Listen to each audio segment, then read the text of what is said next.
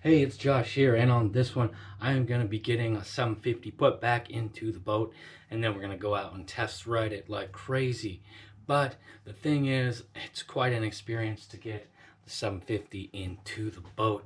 I'm running into a whole host of issues here, mostly due to the pump, drive shaft, and engine alignment, and it really takes me on quite a journey. So it's a lot of working on it, but also at the end, I mean, the payoff is pretty big at the end, so you're going to want to check out the whole video. Jason has said that it's okay if I go ahead and borrow this engine out of his 550 to 750 conversion. It's just a single carb Kawasaki 750. He's going to let me borrow this, put it in the boat for just a little while so we can test that out before I switch the boat over to a triple. I'm going to go ahead and put this engine in the boat now. 750 single carb that I'm borrowing from Jason. I'm just installing it into the boat. I kind of wanted to do a little more camera work, but I carried it down from my shop and I didn't want to set it anywhere except for in the boat, so I just set it in the boat. There's not going to be like a huge segment on installing this, more like we'll cut to it being finished and then it'll be out of the water. Here I am working on the little jet boat. I know I said I would be out on the water with it next time I was on the screen, and I've got all the pump taken out. Here's what happened. I was preparing to ride it on the water. I was running this engine on the hose, this borrowed one from Jason, and it was making this crazy sound, like just a really bad sound. And so I looked underneath of it and there was a big old stick in the jet pump. So I pulled the stick out and was running it, and it was still making these crazy noises. So I pulled the pump off. I'm gonna go ahead and fire it up and run it with no pump on it, just to see if it makes that insane terrible noise anymore. And if not, then I'll know that it's something in the pump, and if it does, then I'll know that it's something in the engine. And if it is in the engine, I'm definitely not going to test ride it with this engine in it. Like I said, this is Jason's engine. I do not want to be responsible for blowing this thing up. So if it's making bad noises, I'm just not going to use it.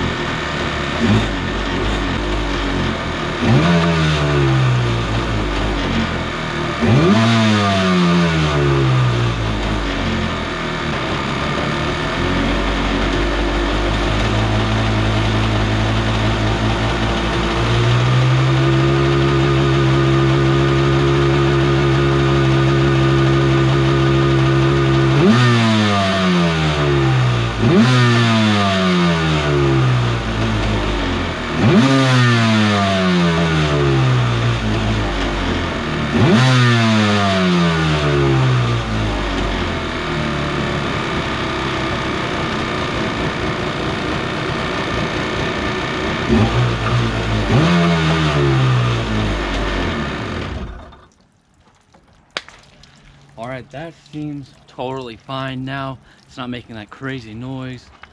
So whatever it is was in the pump.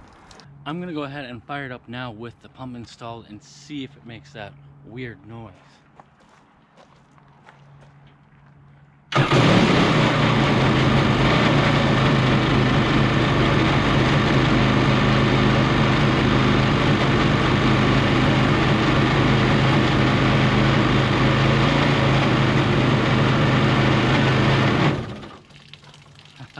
I just realized that I forgot to tighten the motor mount, so I'm going to do that now.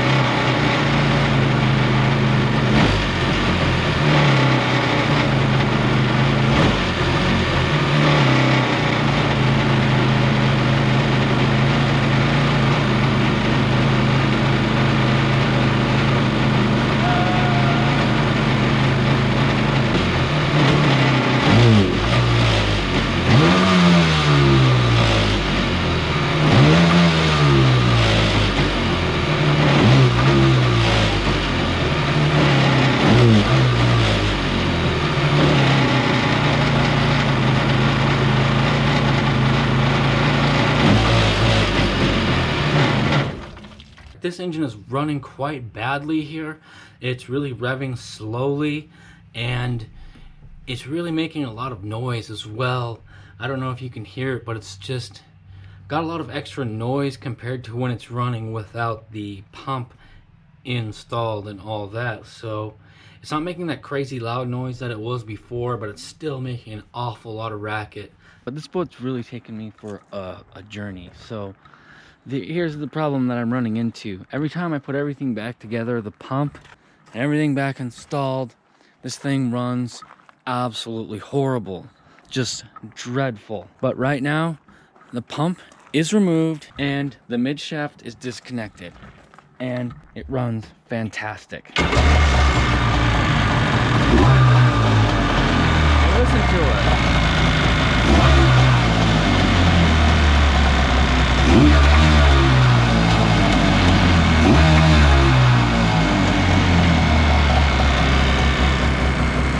It's like reasonably like quiet. It's not super loud like before. It idles perfectly fine. Has a nice little pop, pop, pop. You hit the throttle, it revs right up. But the second that I get that drive shaft installed, it runs horrible. I had thought that the mid shaft bearing was darn near locked up, but turns out that's actually not the case. What is actually happening here is the alignment of the pump in the boat. Now, there's slight play in this, which is fine, you know, but it kind of needs to be in the center of that play when it goes into the pump. And what I'm finding is that it's a lot more closer to the bottom here than the top. So like 5/8 of an inch off here, one right here.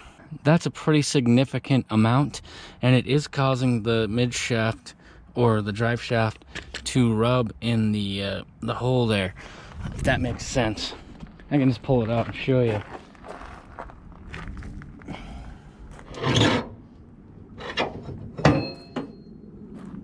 Okay, it is rubbing in the boat right there. This is from me wrenching on it just a few minutes ago. See if I can point this out to you guys. Maybe you can see right there. You can see that the drive shaft was rubbing on the aluminum there, and which was causing, you know, making it very difficult for the engine to turn the impeller, and also, you know, causing some heat and some vibration. As you can see, that rubbed area is rubbing on the inside of that tube because it's so far misaligned. Another problem that it is causing is that the engine mounting. So when I put this engine in, I couldn't get the engine to sit quite low enough. Just no shims, no nothing, setting it all the way down. And I needed it to go a little bit lower. So everything was kind of binding, which is why the engine didn't run well when it was engaged to the pump. This piece needs to come down. Just what an incredible pain this has become. And I'm honestly wondering, I never checked the coupler alignment on the motor that it had before. I'm wondering if all the misalignment was causing a crazy vibration and may have had something to do with that engine exploding, because I have not yet found anything that says 100% for sure like a bolt went through it or anything. I just don't really know exactly what happened. So it could have been a vibration being caused that may have contributed to that engine exploding. I've got the pump shoe here removed, and this is also the transom mount thing. So what I'm dealing with is this guy would need to sort of tilt down more than it was set up on there. There's definitely a possibility of shims for this. Some washers here and probably some here. I want to get the drive shaft, you know, centered in this here ring. All right, I've got some washers underneath here to shim it. I was kind of off on what I was saying before. I was saying it's 5/8 of an inch off. That wasn't right. It's 3/8 of an inch off. And so I had to put 9/32 of spacing there. And now the shaft is nicely at about 3 inches all the way around. See if I pick it up a little bit. It's right at 3 there. And then if I go 3, there's just, it drops, it's a little bit dropped down from there. So, you know, if I picked it up, it'd be nice and centered. So now, that obviously is gonna have an effect on the, you know, intake grate and everything else. So it'll be interesting how this all turns out, and you can see how much it's spacing it out up here on the top. So I don't know if I'm gonna have to make like a spacer or what I'm gonna have to do up here. I got the pump installed, the engine's not in yet. I just wanted to show you this. Check this out, the drive shaft is now super easy to spin. I can spin it by hand, no binding. It was absolutely not this way before. It was just like, I couldn't even turn it by hand. So that's looking quite a bit better. I got the pump aligned properly, and I also have the drive shaft running smooth, and I got the engine installed and properly aligned. So let's start this thing up and see how it runs.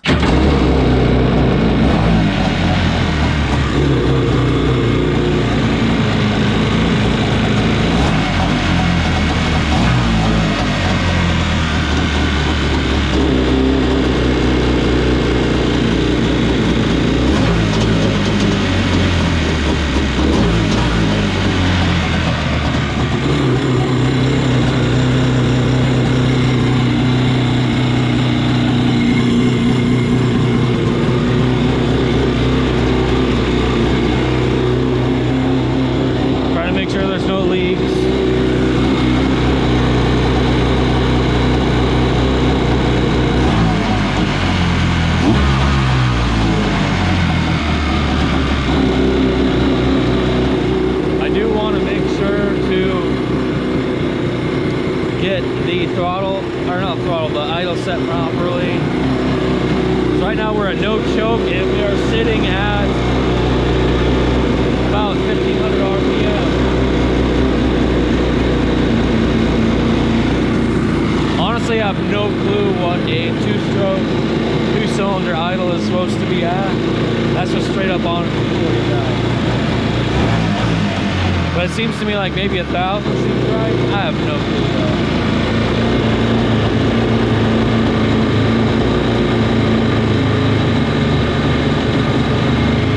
Like it'd be a bit low, maybe like 1,200, 1,300, 1,500, somewhere in there. If you know, definitely let me know so that I can know. But it seems to be running pretty well.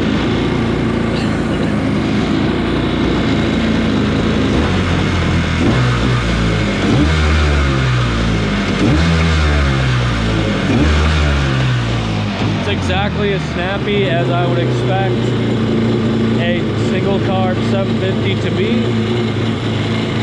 So I do believe we will be out testing this boat again today, unless something weird happens.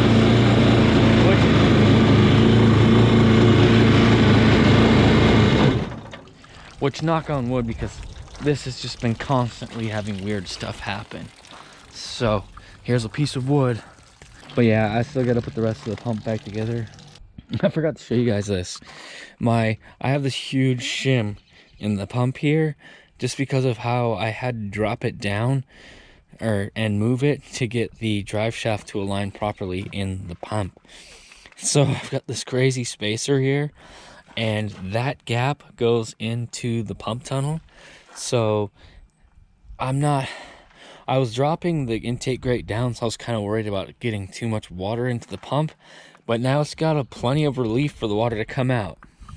And honestly, I'm just kind of joking around, like, you know, that's not really set up properly, but I just want to test the dang 750 engine in this. And it's hard for this boat to spin the 1100 prop anyway. It's hard for the little 2-cylinder to spin a 1100 prop. So a little bit of pressure relief will make it easier for it to spin that prop. And, you know, obviously it's not right, and if I had a big powerhouse engine in there, I wouldn't want to do that, but it will be fine for now. The ceremonial installing of the seat.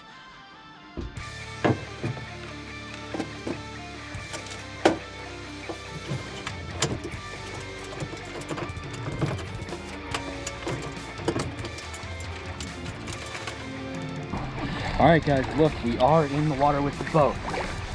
I've gone a little crazy working on this thing. It's been quite a lot of work. But fingers crossed, everything's gonna work well. But I'm just heading over to the track to get a lap time.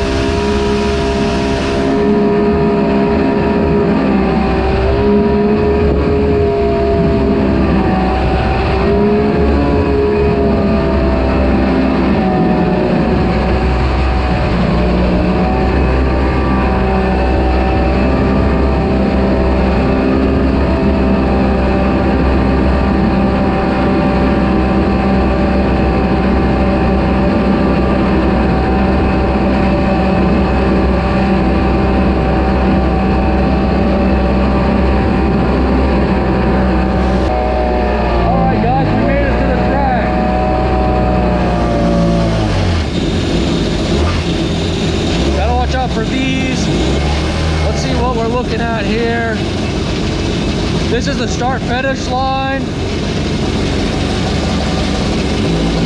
All right, I think we're good. We just got to stay more to this side. Guys, we're doing it. First lap of 2020. Gonna be in the Jetboat. Turning radius on this is not good at 750 lap time in the boat. Coming up. Oh, I'm super pumped for this. I've been working so hard on this stupid boat. And here we go.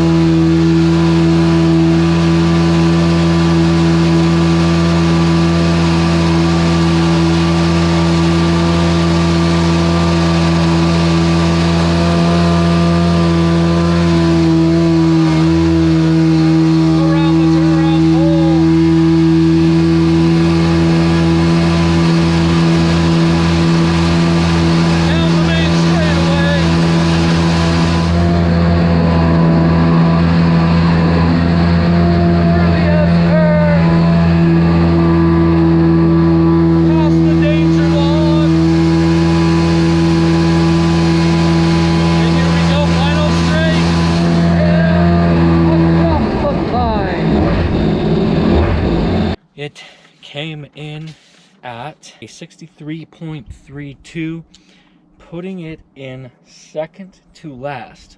So that's the second to slowest lap time ever for the sit downs. And I'm grouping the boats in with the sit downs. Not all that much slower than the other jet boat with the 1200 Polaris triple.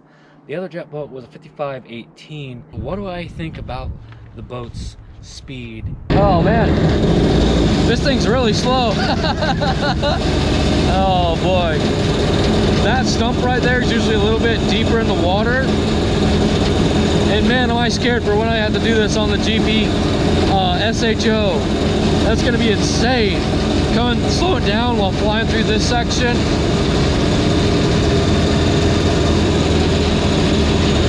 Boat did good. It's kind of on the slow side. That's totally fine. I just had to set a lap time before the 750 comes back out. All right, guys, we're gonna top speed check. I reset my app to 0 for top speed. Otherwise, I would have said we were going 74.4. That is not how fast this thing goes. No, shove that in my cup holder. All right, here we go.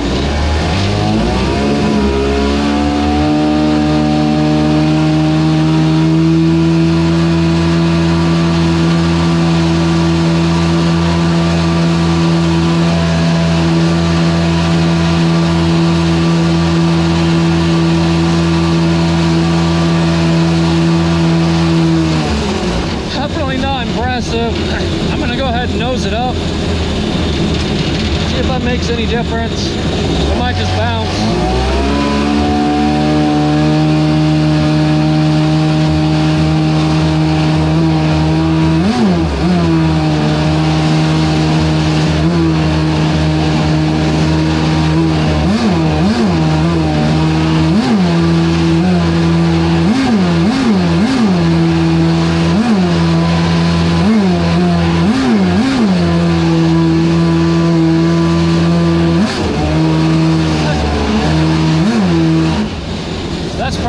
Faster, but the bounce is really annoying.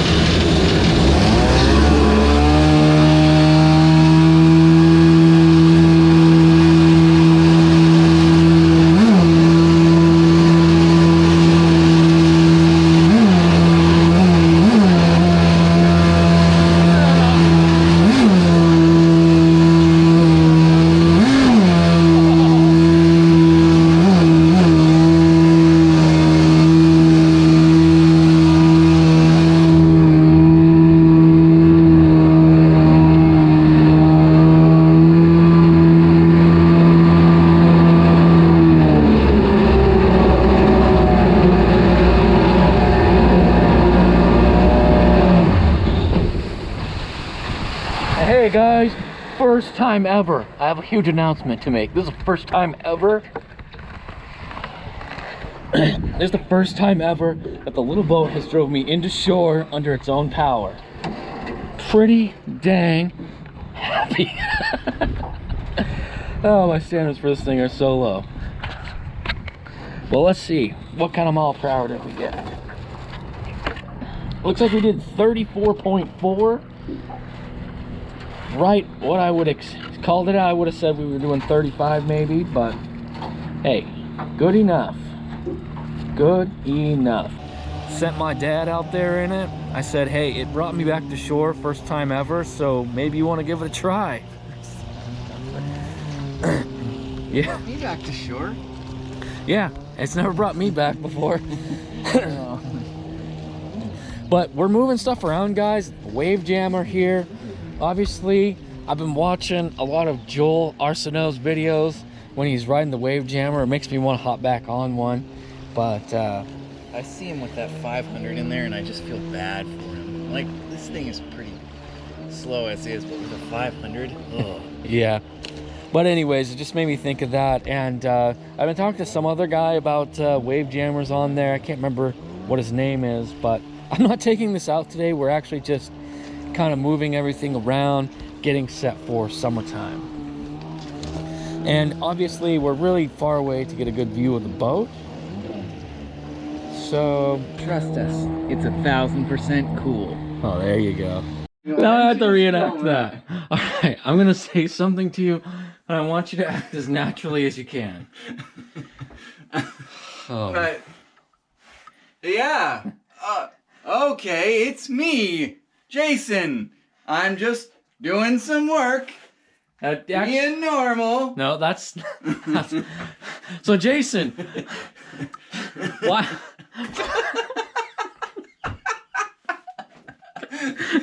Why? What is it, Josh? Why don't you take the little boat out for a spin? Oh, well, because I don't want to paddle it.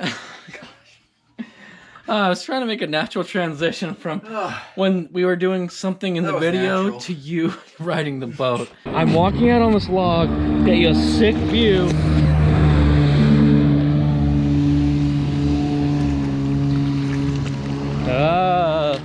I don't want to get completely drenched, but Jason is probably...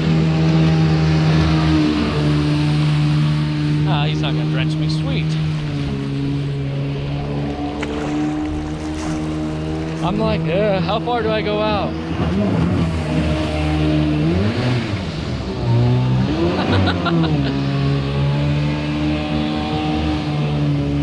Now, if he only had an American flag bandana on and a freaking cold, frosty drink in his hand.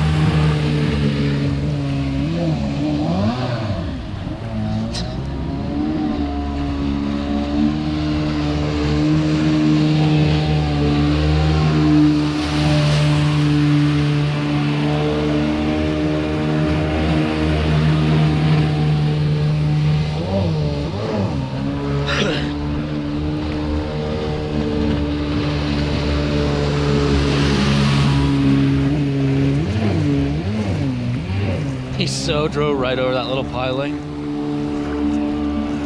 But it's an aluminum boat, right?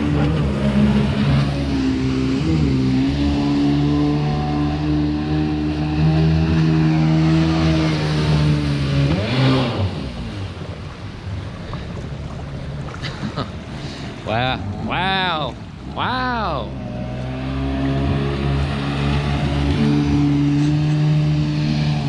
I don't know. I'm at the point where like I kind of want to not be standing out on this log anymore, but I honestly don't want to miss it in case he does something totally stupid. Ah!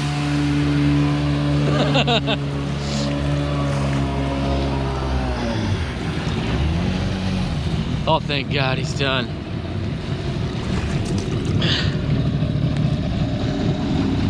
I'm all like trying not to fall in out here. Actually, Kind of trying not to fall in when I tried to stand up and show off. oh man, you were showing off the whole time. Yeah, and I'm cool. You needed a pack. You needed to have a cigarette in your mouth, American flag bandana, and a frosty drink in your hand, Yeah. Oh man. and a I don't even crazy get the farmer's, drive. and a crazy sunburn. Well, only in the places where my wife beater isn't covering. Exactly. You know, if you turn it right, you can get yourself all wet still, and then it doesn't matter that the pisser's not going right on you anymore. Oh, I guess I'm just too wimpy when I drive the boat to get myself wet. You know, you do that, and then it's just like, well, we're completely stalled out right now, so turning normal might just be better. Oh, We got sweet. a sweet return to shore. Don't I look cool? Come on, sticks. Well, you can just beach that thing. No, no. It's made out of aluminum. That's what it's made for. Was this boat made for Caleb? Okay, too far, too far. Alright guys, gonna do some follow footage courtesy of Jacob being able to come out and do the boat while I'm on the Raider.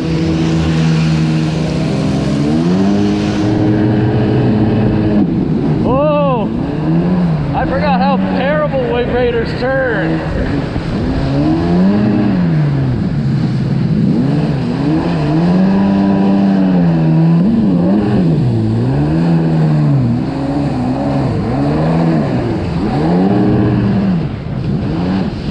Do a donut around me.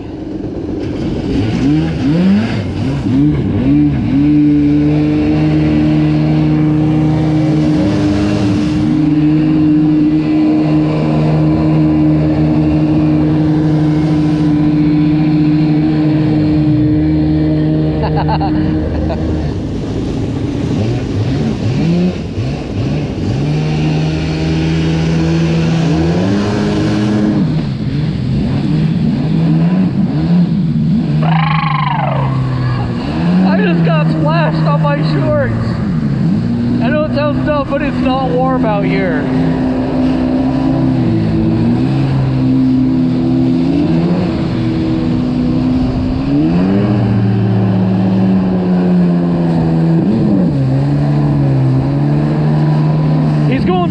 It sticks. The Bickle tool sticks.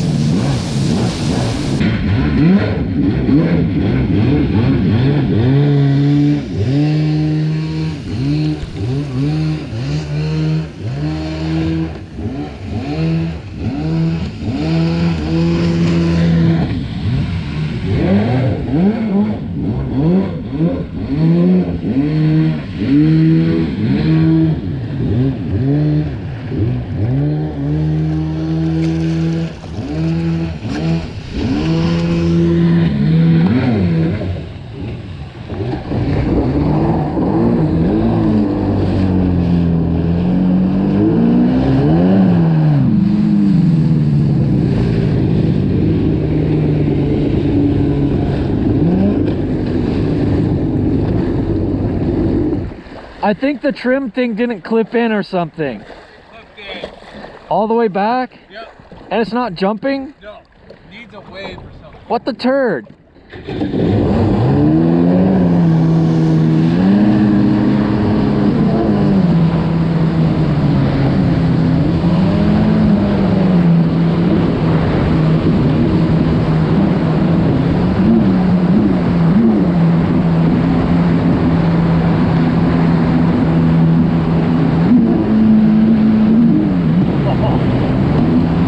This is great.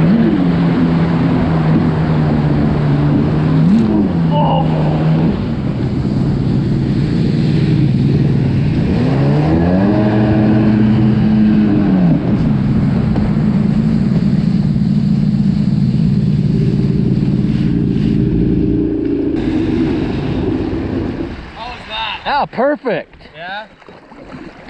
Yep. I kind of want to go back in now. Okay. How about you? I could do whatever because I'm wearing the warm stuff, but... Oh, okay. I can follow you around a little bit if you want.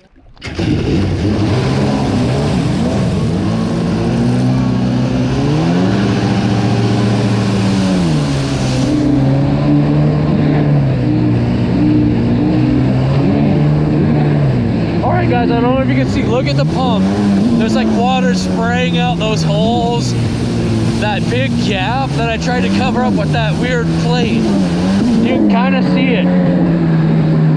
It kind of like sprays up and out.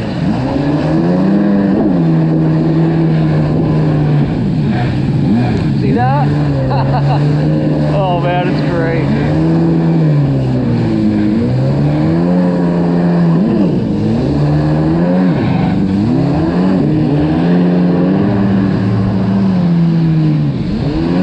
It's going through the mix sticks. Oh, there he goes.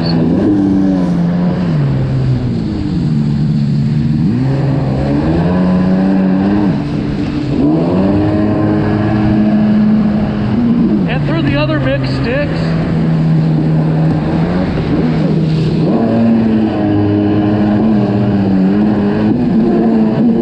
He's really pushing the edge there. I would not be going that close.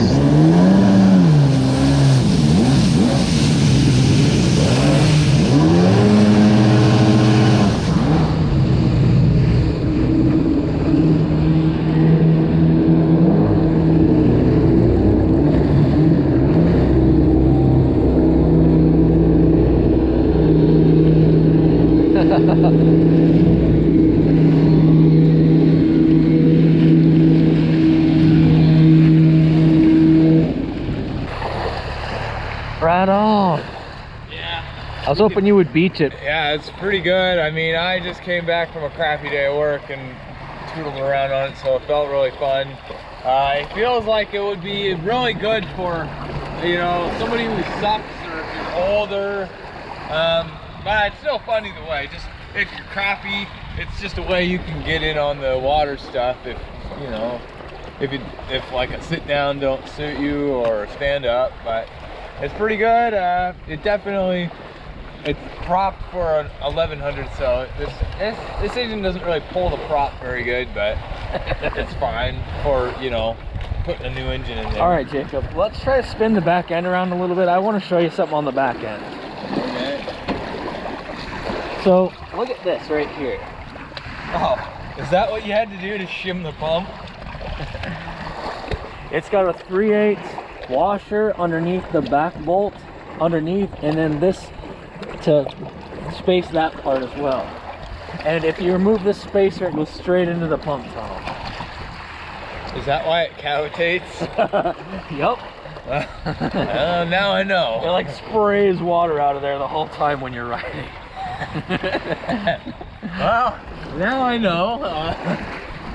But for the 750, I didn't really care because it doesn't really have enough power for this pump anyways. It's a good little taster for knowing how good the hull works, and it works all right. But I could tell you more power will really liven it up. What I thought would just start out as a simple drop the engine in and go really turned out to be quite a process here.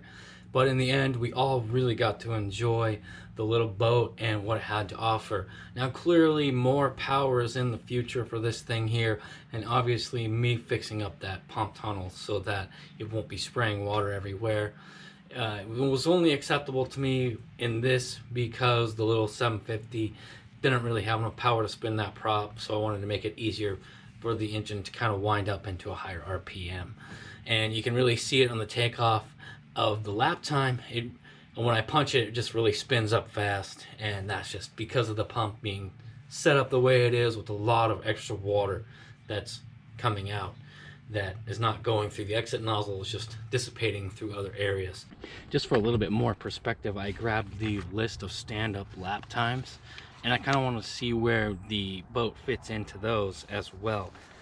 So we're right in the 60s there, 63.32 with the little Jetboat, and what comes in close to that is the X2 stock at a 60.03, the 650 Wave Jammer at 61.2, 550 with a 640 swap at 62.74, double Jetski at a 64.04, and those are the only other ones that are kind of in the 60s there. So it's really the closest to the Sea Chariot, which is another sort of novelty ski.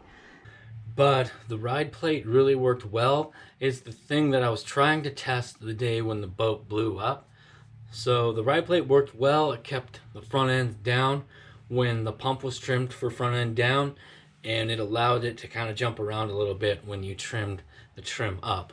So it functioned the way that I wanted it to. I was able to get a lap time done on this. Everybody was able to see what this boat was capable of with a 750. So now we're going to be pulling that engine out, and we're going to be switching over to a triple. And I'm not exactly sure what triple we are going to at this point. I have a few options. You guys already know about the 900.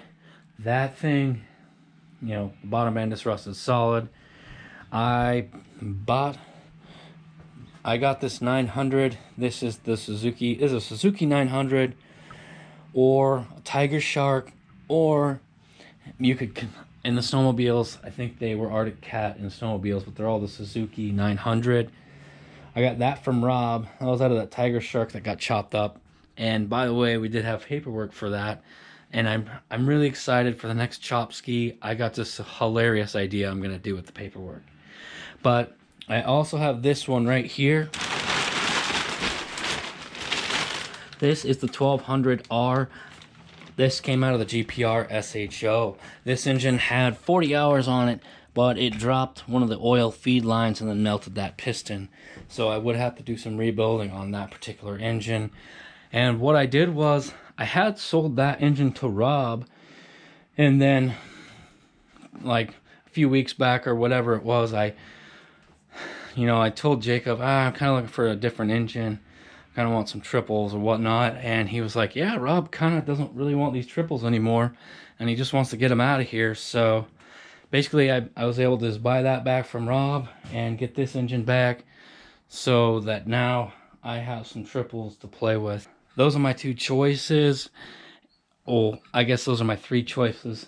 The easiest thing would be that one, because I believe I can bolt the 750 bed plate on there and just pop it in, except for that's the only one that's seized. The other engines, one of them is for the Jetboat, and one of them is either for the Widow Raider, or I'm thinking about putting one of them into the FZR. So I'd have a 2-stroke FZR. I've got some pretty interesting plans for the Suzuki engine. Because it was made for multiple applications, there's a few different parts I can get for it. So it'll be really interesting to see how that one turns out. That's just a little glimpse into the future of the little Jetboat. Obviously not as speedy as we want it to be in this video, but it was enjoyable for what it was worth. And I think when we get some big triple power going, it's really going to turn into something special. So you're definitely going to want to hang around. We've got tons of cool stuff coming up. Check out another video here on the end screen, and I will see you next time. Guys.